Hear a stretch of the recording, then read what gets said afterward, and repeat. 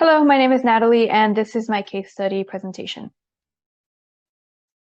George is 6 years old who was diagnosed with autism spectrum disorder on February 5th, 2019 at the age of 3. George is nonverbal and communicates via AAC device and pulling adults towards desired item or location. He is currently receiving 45 minutes of speech therapy at a rate of once per week, and he receives 35 hours of ABA therapy a week.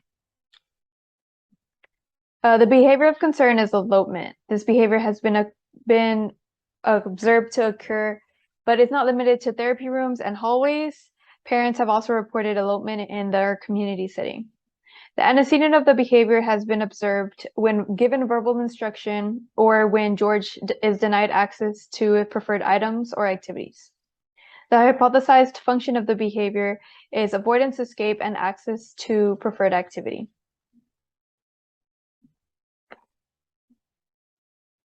Contingencies of reinforcements are the relations between behaviors and the environmental events that influence behaviors.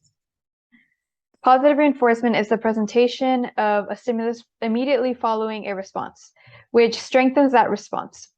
For example, if George elopes, he is immediately given the attention as a response, and if he is attention-seeking, that strengthens his elopement behavior. A negative reinforcement is the occurrence of a stimulus response that produces the removal of a stimulus, which leads to an increase for the future occurrence of that behavior. For example, if George does not like the feeling of his hands being dirty, I'd remove that feeling by having George wash his hands. Therefore, it will increase the occurrence of him washing his hands again in the future. A positive punishment is a presentation of a punishment that follows a response, which then results in a decrease in the future frequency of the behavior. For example, during play, George becomes aggressive, teacher physically restrains him and takes him to a room by himself. And we want to make sure that punishment should be the very last resort. A negative punishment is the removal of a stimulus which follows a response, which then results in the decrease of the future frequency of the behavior. For example, George likes to color. He is also working on keeping his fingers out of his nose. As he colors freely, if he sticks his fingers in his nose, we then remove all the crayons, which this removes the stimulus, which will increase that which will decrease that behavior. In George's case study, the possible positive reinforcement in place that may have led to the problem behavior is attention from others. A functional behavior assessment was completed to help come to a determination. An FBA is used to identify problem behaviors and help come up with a plan to decrease said behaviors. We start off the assessment by defining the behavior. After doing this, gathering information and data of the behavior is done to try to find the reason behind the behavior.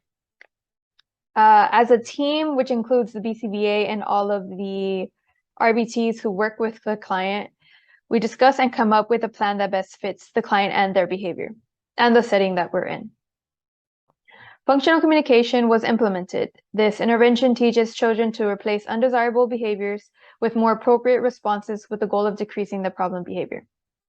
When implementing functional communication training, the first step is to identify the function of a target. Then we look for an alternative replacement, and then consequences will be identified.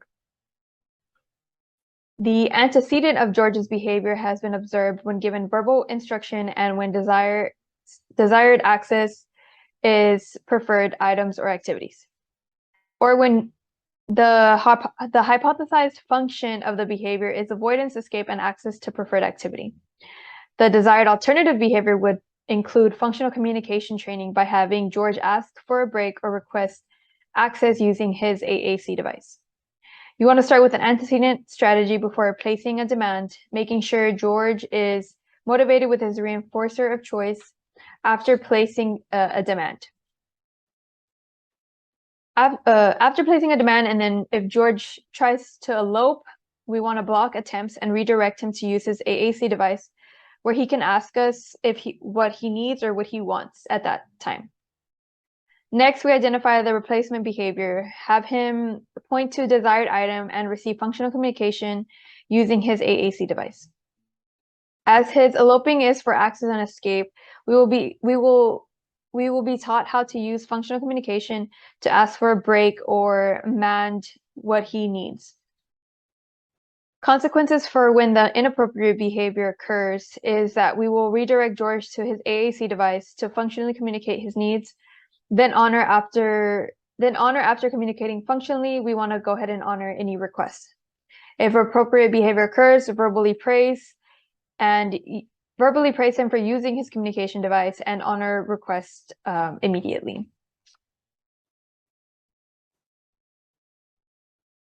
Motivating operations were taken into account when designing this intervention.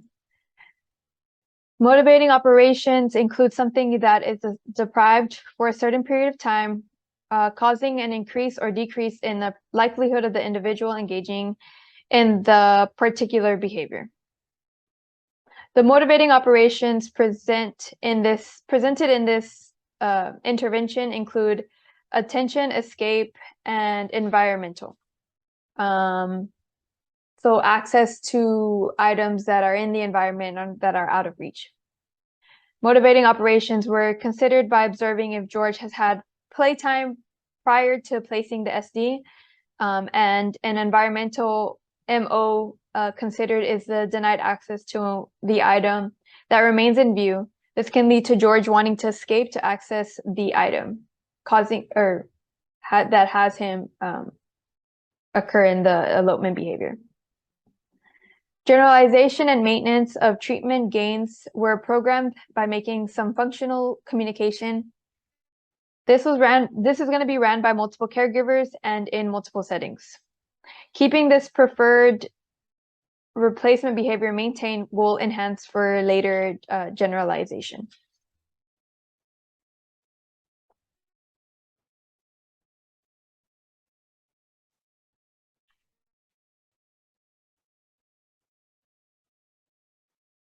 I think